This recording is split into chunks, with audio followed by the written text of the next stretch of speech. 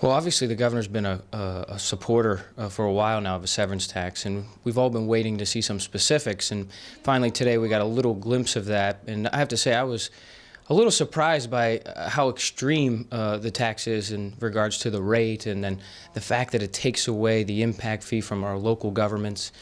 When we passed the impact fee, the premise was to allow those areas that had natural gas drilling to recover funds to cover their costs. And now the governor's pretty committed to sending that money to Harrisburg to spend, and I think that's bad public policy for our areas.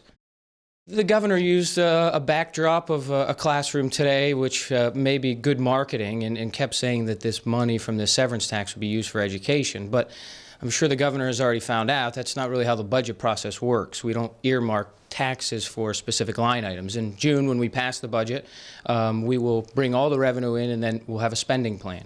And so I think it's a bit disingenuous to say that he can earmark revenue.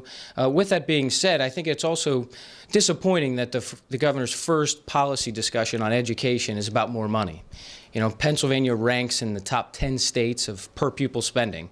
While we'd love to see dollars invested in our classroom, in higher classroom investments, the point is we also have to talk about our pension system and the fact that how many dollars are being siphoned away from classrooms to fund our pensions. The fact we have over 7,000 full-time administrators working in our public school system, not interacting with children on a day-to-day basis.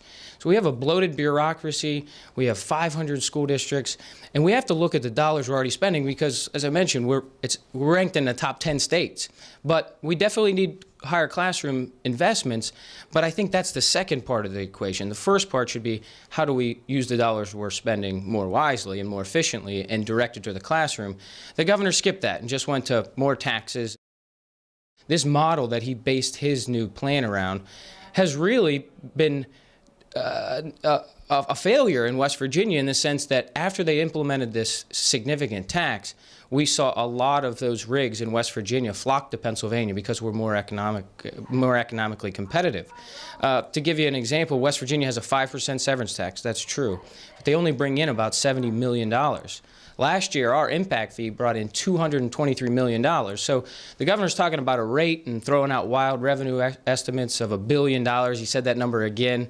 He said it during the campaign, and then right after the election, he retreated from that. He's throwing this $1 billion out, I think, to get people in the education world excited. But the point is, that's not reality. As soon as West Virginia implemented the same tax he's proposing, rigs flooded out of West Virginia.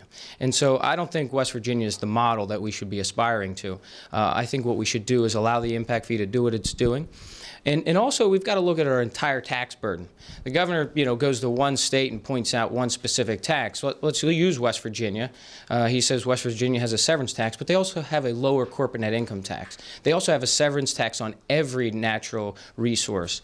If he goes to Texas, Texas has a severance tax, but Texas doesn't have a corporate net income tax. And I think the governor needs to be more open and honest about our entire tax portfolio rather than using this one tax because it pulls well. Hopefully, as we go through the budget process, he can begin to talk about our entire tax portfolio in the context of what we're doing from our state budget standpoint, not just one isolated tax.